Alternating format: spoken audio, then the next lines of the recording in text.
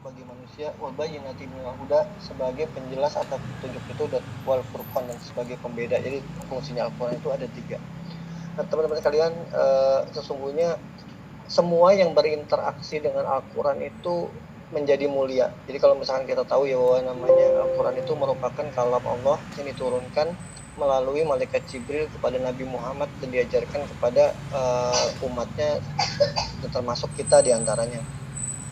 Dan kalau misalkan kita lihat keutamaan dari Al-Quran sendiri, jauh lebih lengkap ya, jauh lebih banyak dibandingkan kitab-kitab yang diturunkan oleh para nabi-nabi sebelum kita. Kenapa? Karena para nabi-nabi sebelum kita itu, sebelum Nabi Muhammad ya, sebelum Nabi kita itu, biasanya mereka itu berdakwah itu adalah untuk kalangan tertentu ya, untuk kalangan kaumnya saja. Seperti halnya Nabi Musa kepada Bani Israel, Nabi Isa juga sama gitu ya. Terus ada juga yang kepada kaum Ad, ada yang kepada kaum Samud, ada macam-macam.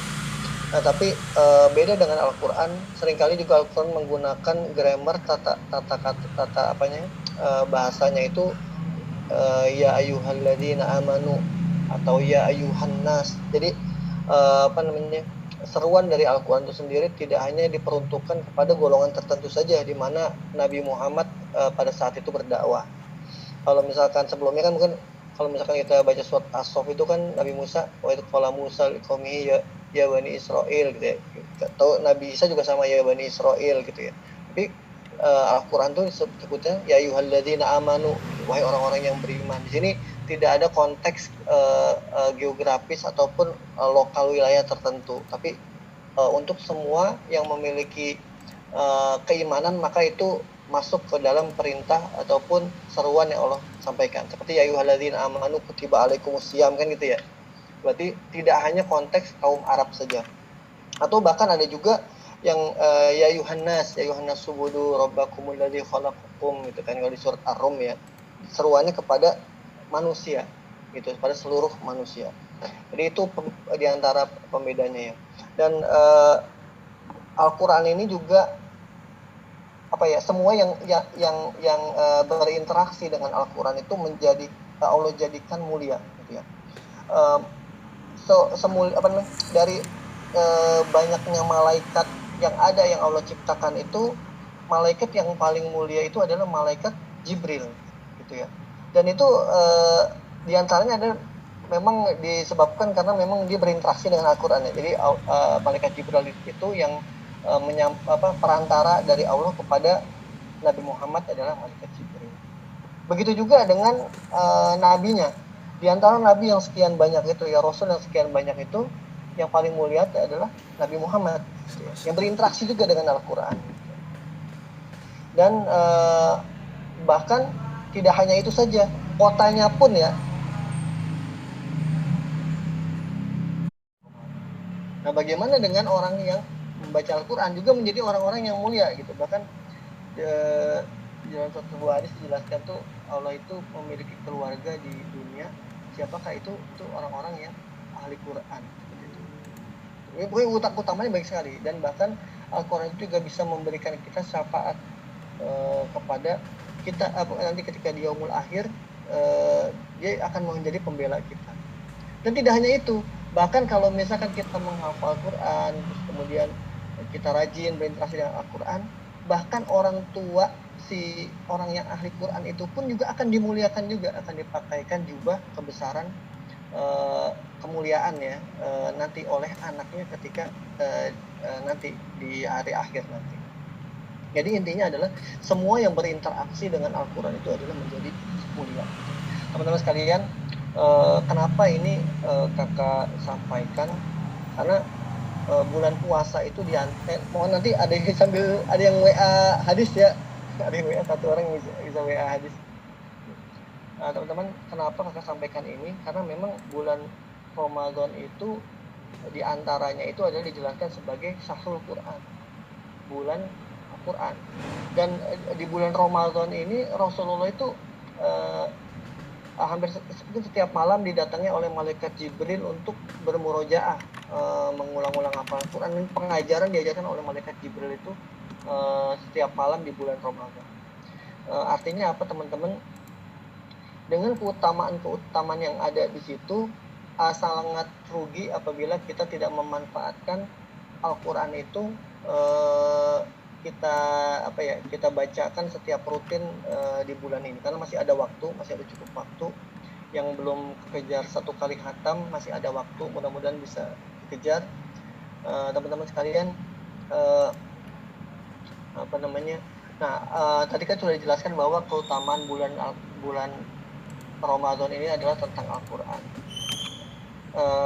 Selain itu juga teman-teman sekalian, kalau misalkan kita baca surat Al-Baqarah antara 183 sampai 187 itu dijelaskan bahwa perintah tentang berpuasa, ya ayyuhalladzina amanu kutiba alaikumusiyam kama kutiba alladzina min qablikum la'allakum tattaqun.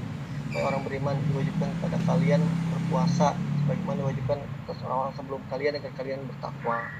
Jadi perintahnya pun juga istimewa di bulan Ramadan ini adalah kepada orang-orang yang beriman.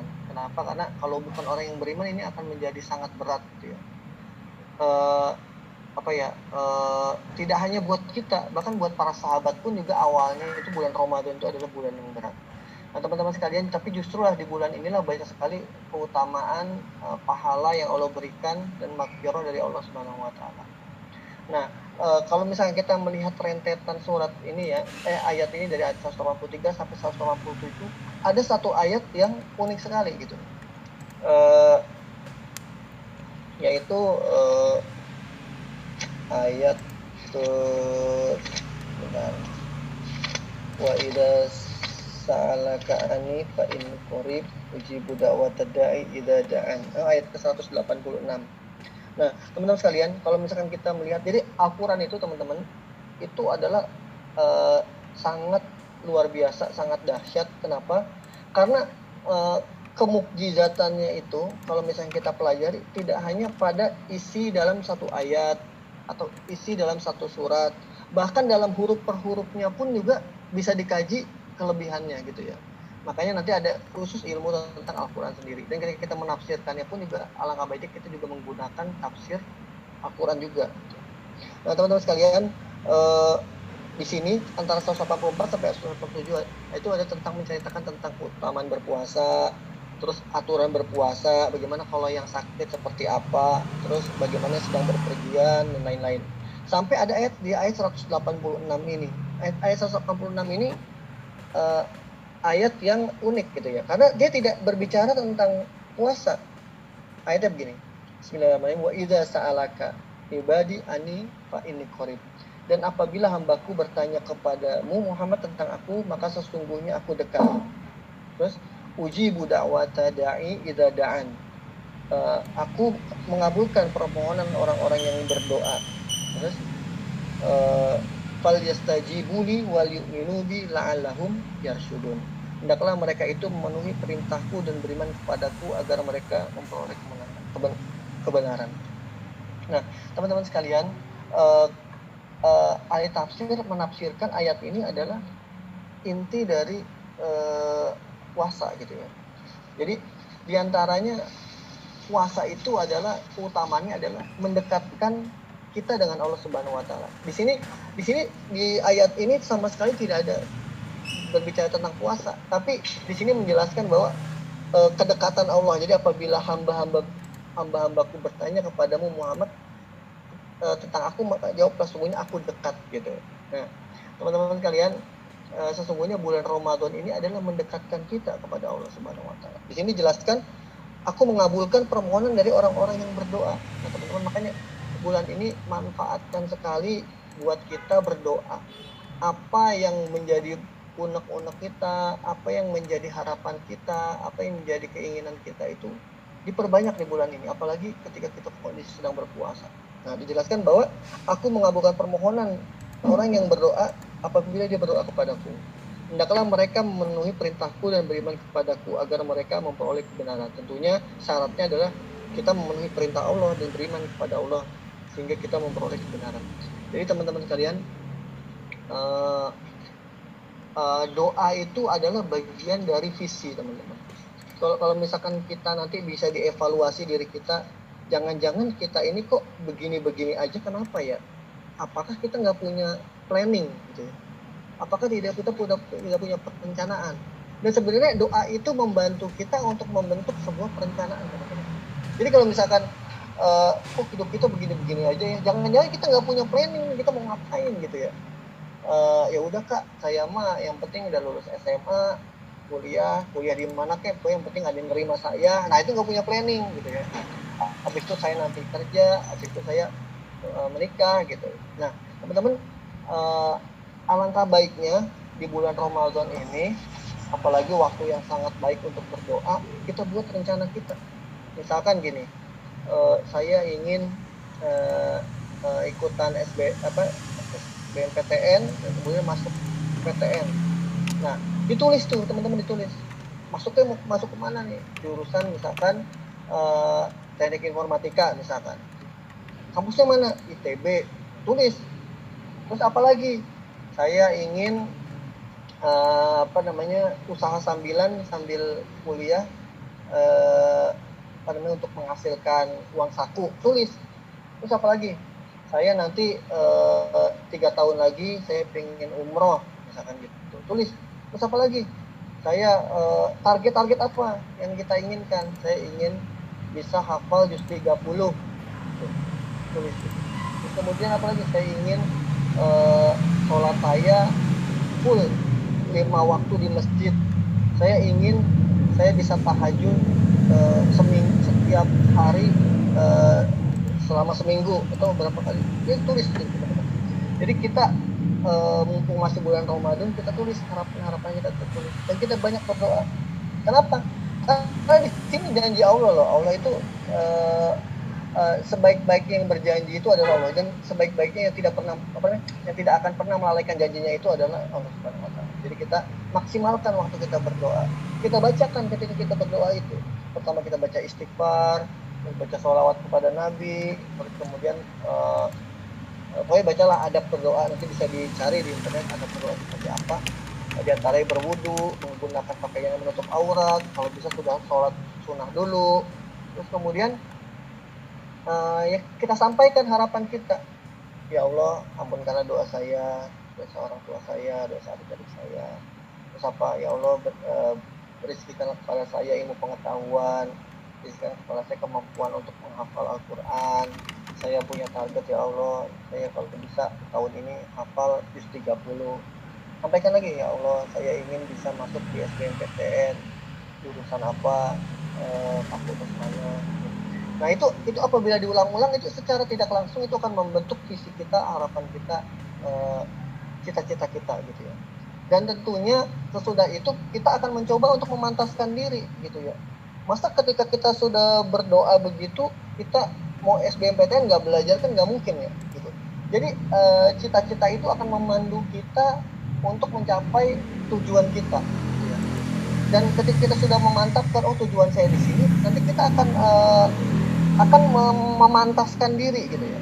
Misalkan saya pengen ya Allah, saya berikan rezekikan saya kemampuan untuk menghafal juz 30 dan juz 29 di tahun ini. Nanti kita akan memantaskan diri dengan doa kita tuh. Oh, berarti saya harus bikin program apa. Nah, ini penting sekali. Kenapa? Karena kita berada di bulan Ramadan yang apabila bulannya sudah mulia, terus juga di situ juga Allah menyampaikan akan mengabulkan doa gitu ya. Pokoknya curahkan semua harapan-harapan kita di bulan ini. Kalau misalkan belum punya, saya masih belum kebayang, nah bikin dari sekarang. Bikin dari sekarang. Mau kemana nih? Jangan saya mau mengikuti arus aja Kak. Nah itu jangan begitu. Ngikutin arus aja Kak, nggak begitu. Kita tetap harus mempunyai planning dulu gitu, teman-teman. Jadi ketika sudah kita punya planning, nanti kita serahkan kepada Allah. Kita udah berusaha, kita udah berdoa, berusaha, hasilnya kita serahkan kepada Allah. Kita hanya diminta untuk berusaha. Itu yang menjadi poin dari kakak.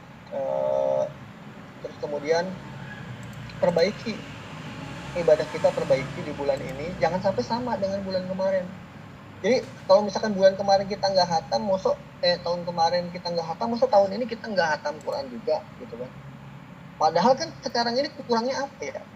Kita offline gitu kan, kuliah offline. Artinya kan kita kan nggak online ya, maaf ya, online. Kita kan nggak ada energi untuk jalan ke kampus ya. Artinya kita bisa spare waktu baca Quran atau apa gitu. Tapi berat banget Kak gitu. Ya udah dicicil, misalkan habis sholat zuhur berapa lembar, habis sholat subuh berapa lembar gitu. Kita harus mulai dari seperti itu. Terus apalagi Kak, saya yang berat itu taraweh Kak gitu ya. Taraweh ya dipaksa gitu. Kalau misalkan tapi saya nggak bisa terus-terusan di masjid Kak, nggak apa-apa di rumah gitu ya. Rasulullah juga nggak terus-terusan di masjid kok taraweh. Dia juga hanya berapa hari, 3 hari saja di masjid, habis itu dia tetap sholat tapi di rumah. Tapi kalau misalkan sholat wajib diusahakan di masjid karena itu adalah wajib buat orang yang sehat, buat orang laki-laki gitu ya. Kecuali ada badai deras terus kemudian kita sakit atau apa, itu boleh ada rukhsah, itu udah keringan gitu. Nah teman-teman sekalian, begitu juga dengan amal ibadah yang lain. Maka menggarisbawahi sangat tebal untuk bacaan Al-Quran, terus kemudian tadi sholat tarawih, terus juga kalau bisa ini kan bulannya sangat baik, disisihkan juga kita infak kita, karena kenapa keutamaan orang yang berinfak itu adalah Allah berikan pahala seperti halnya satu butir itu akan tumbuh menjadi 7 tangkai, dan masing-masing tangkai tumbuh 100, jadi 700 kali lipat. Itu minimal, tapi bisa Allah gandakan lagi. Nah, teman-teman sekalian, perbanyak amalan-amalan yang baik di bulan ini. Gitu. Jangan sampai bulan ini berlalu begitu saja. Begitu juga dengan amal kita berbakti kepada orang tua. Gitu. Ya orang tua ini kan kita maksimalkan lah. Gitu. Sangat rugi apabila kita masih memiliki orang tua tapi kita jauh dari orang tua gitu. Ataupun kita nggak bisa masuk surga kalau misalnya sangat rugi ketika kita masih punya orang tua tapi ridho Allah tuh nggak turun gitu ya. Karena ridho Allah itu adalah dari ridho orang tua. Makanya sedapat mungkin bagaimana meraih ridho orang tua. Di antaranya adalah kita dikurangi kalau misalkan suka konflik sama orang tua, suka suka nggak pas gitu sama orang tua. Kalau emang disuruh-suruh terus kita merasa nggak nyaman, mendingan kita diam aja, diam atau bagaimana gitu. Tapi jangan sampai keluar ucapan dari lisan kita yang kemudian menyakiti orang tua kita. Nah itu hati-hati sekali. Walaupun mungkin kita merasa diri kita benar, usahakan sekali, jaga sekali lisan kita, jangan sampai keluar ucapan-ucapan yang kasar yang kemudian menyinggung orang tua kita. Kenapa? Karena ridho Allah itu ada di ridho orang tua. Dan sepanjang orang tua itu kita itu tidak mengajak kepada hal-hal yang kemaksiatan, maka kita harus taat gitu ya. Tapi kalau misalkan orang tua cuma nyuruh doang, tolong beliin apa gitu ya, masa itu kan bukan hal yang maksiat ya, kita harus segera penuhi lah. Walaupun nggak bisa ya kita harus sampaikan, Ibu mohon maaf nggak bisa karena saya ada tugas gitu. Nanti ya, pokoknya jangan sampai orang tua kita itu kecewa. Begitu juga pembinaan kepada adik di rumah ataupun saudara di rumah. Ingatkan kalau misalkan adik kita masih belum sholat tepat waktu, masih apalagi mungkin kalau ada yang adik kita sudah balik ya, adik kita sudah akil balik, itu kita harus betul-betul menjaga juga, jangan sampai dia tergelincir ke dalam api neraka gitu. Sholatnya seperti apa, tapi kan ini bukan tanggung jawab saya, nggak boleh begitu, karena dijelaskan bahwa ya innaladina merupu anfusakum wa ahlikum, jagalah dirimu dan keluargamu dari api. Jangan sampai kita merasa bahwa itu adalah yang penting saya udah bener Kak, terus adik saya mau biarin aja lah tanggung jawab dia. Nah itu jangan juga ya. Kita harus angkat gitu ya. Kita selamatkan seluruh keluarga kita masuk sama-sama ke surga gitu. Karena surga itu luas banget gitu ya. Kalau cuma buat sendirian sayang gitu. Ajak keluarga kita. Ajak kalau misalkan keluarga kita ada yang kurang baik, kita perbaiki. Itu jadi bulan Ramadan itu banyak sekali, diantara tadi syahrul Quran sudah, syahrul Qiyam sudah, sama Ramadan imanan waktu saban bukir laut ataupun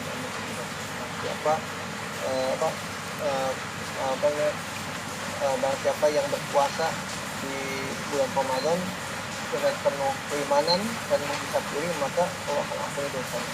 Man qoma Ramadan imanan wa ihtisaban, ada sama barang siapa yang qoman itu berdiri ya, itu maksudnya sholat gitu ya, dirikan sholat gitu ya di Ramadan itu dengan penuh keimanan dan ihtisab itu dengan penuh memperhitungkan gitu ya, maka Allah akan ampunkan dosanya. Senantiasa Allah sendiri ya ihtisab itu maksudnya. Jadi teman-teman maksimalkan bulan Ramadan kita yang mungkin hanya tinggal beberapa saat lagi. Kalau ada yang kurang, sempurnakan. Target-target kita buat dari sekarang, baik itu target jangka pendek maupun jangka panjang. Tahun ini saya mau apa, tahun depan mau bagaimana, nanti saya 3 tahun lagi seperti apa, itu dibuat gitu ya. Sehingga kita nanti akan lebih jelas perencanaannya. Mungkin bisa jadi meleset, tapi kalau misalkan kita buat perencanaan, maka itu akan lebih membuat kita lebih mendekati dari harapan itu. Mungkin itu sedikit dari kakak persilakan kalau misalkan ada yang mau didiskusikan.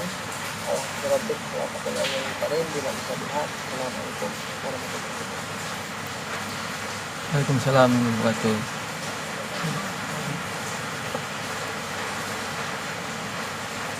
Kasih ke atas ilmunya kak. Silakan teman-teman yang mau bertanya. Saya nanya kak. Iya silakan.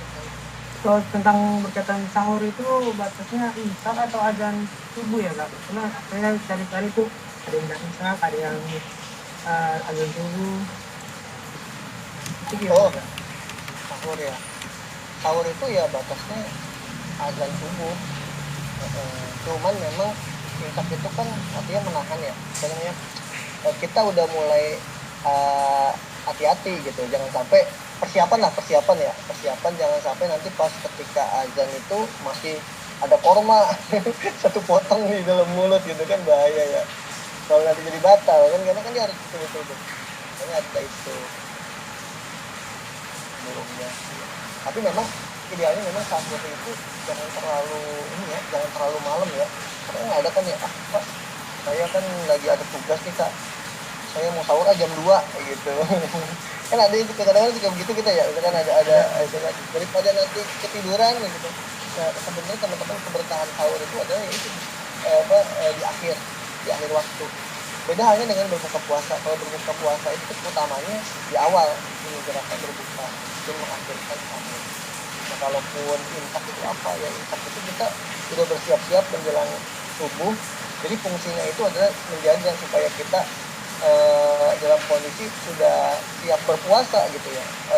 Pas sebelum subuh itu udah ready, misalkan sudah selesai makan, terus kemudian udah kalau bisa sikat gigi, kita menyambut sholat subuhnya itu udah lebih. Nah tapi kalau misalkan gimana kan, kalau misalkan bangunnya pas lagi imsak gitu ya, nggak apa-apa juga, dipercepat aja. Tapi kita udah ancar-ancar nih waktunya, subuh kan imsak kan 10 menit ya, subuh 2 menit lagi nih atau 3 menit lagi, itu langsung berhenti aja itu, takutnya nanti ya masih ada yang tertinggal gitu ya. Tapi intinya kalau waktu imsaknya masih ya, untuk itu kan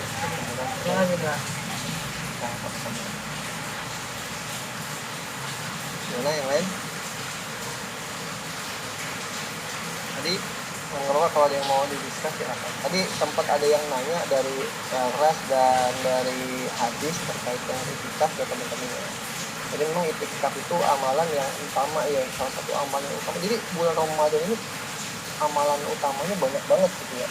Ada baca Quran, ada sholat malam, ada zakat, infak gitu ya.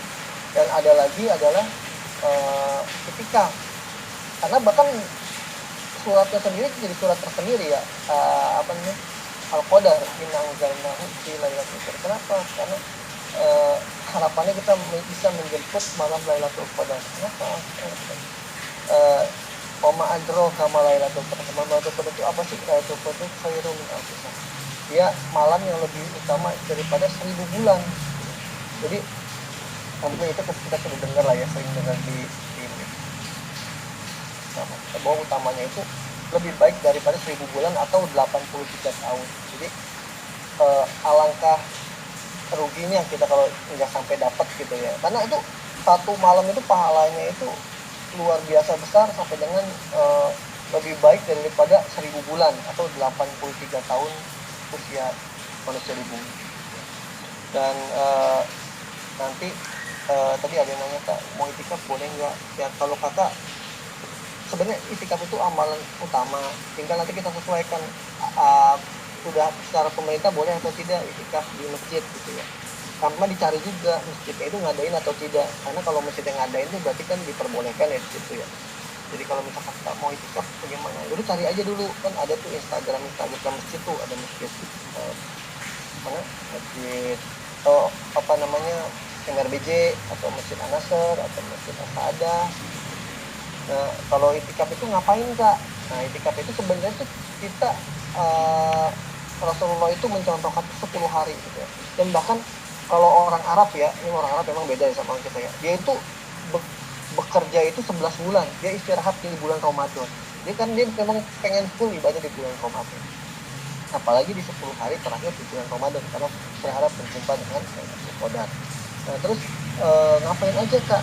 Ya beribadah gitu ya, baca Quran, terus kemudian mungkin murojaah, atau boleh baca buku, boleh gitu.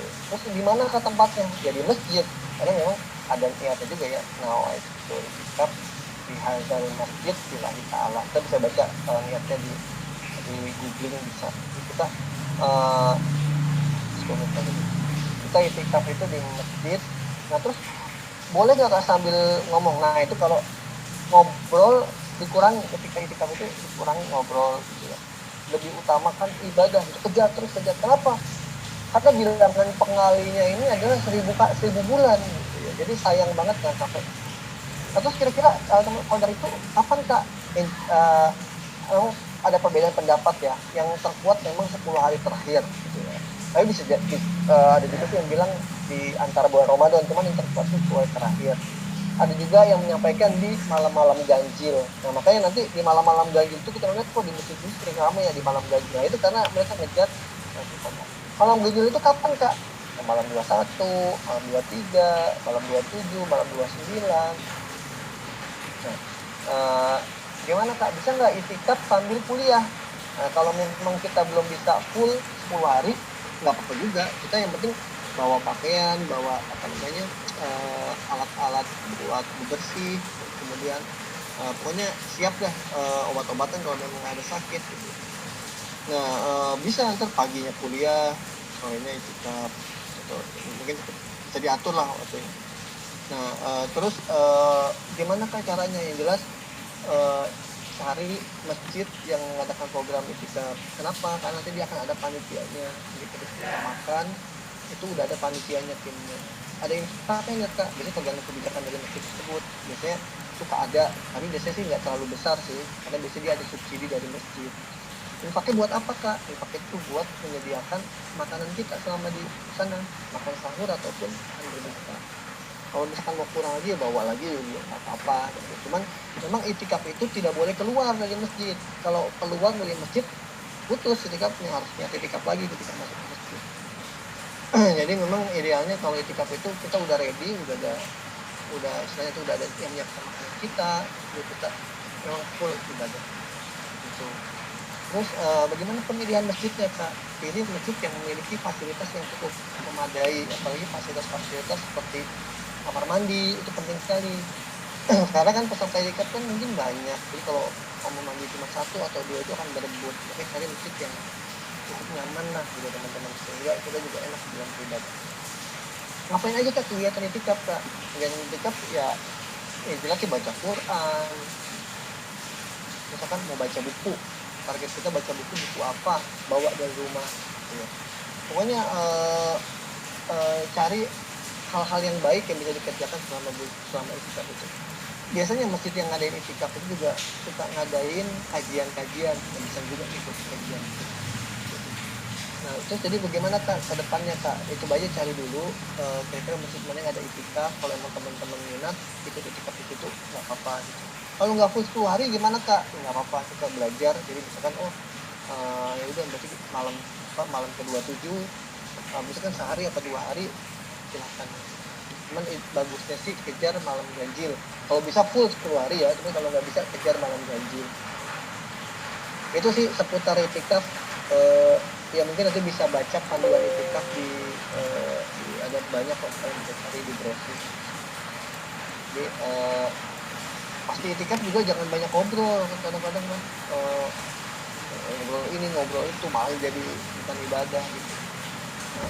Tapi perbanyak untuk tahan aja, karena kita diperintahkan untuk menahan kan nggak lama, paling cuma beberapa hari doang. Gimana minat itikaf semuanya? Bang, mau tanya dong, kalau dulu kan masih awam belum ngerti itu ya, saya pikiran saya itikaf itu cuman setiap pas malamnya aja, jadi habis sholat subuh ya pulang. Tapi dari habis sholat tarawih sampai habis imsak di masjid gitu, terus subuhnya pulang kegiatan di rumah, maghrib itikaf lagi. Oh ternyata kalau itikaf itu yang beneran sehari penuh tuh di dalam masjid, di link sekitar masjid. Iya, dan dia itu nggak boleh keluar dari masjid gitu. Jadi kalau udah keluar, udah putus itikafnya, harus niat lagi ya ketika masuk ke masjid itu. Jadi ya kan mungkin kita nggak bisa ideal, tapi jangan ditinggalkan juga semuanya. Kalau memang kita nggak bisa ideal, jangan juga ditinggalkan semuanya. Kan utama itu kan luar biasa. Jadi kalau misalkan cuma bisa malam doang ya udah nggak apa-apa gitu. Daripada nggak sama sekali kan, begitu ya logikanya. Itu tarik.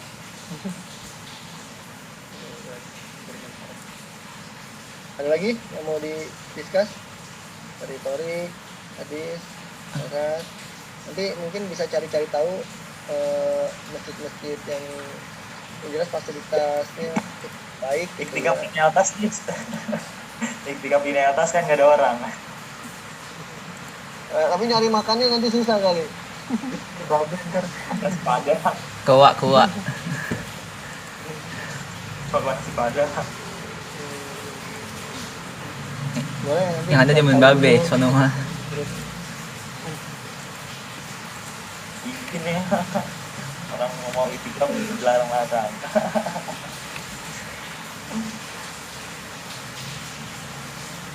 Boleh nggak apa disiapin aja, nanti informasi ntar di sana aja di grup.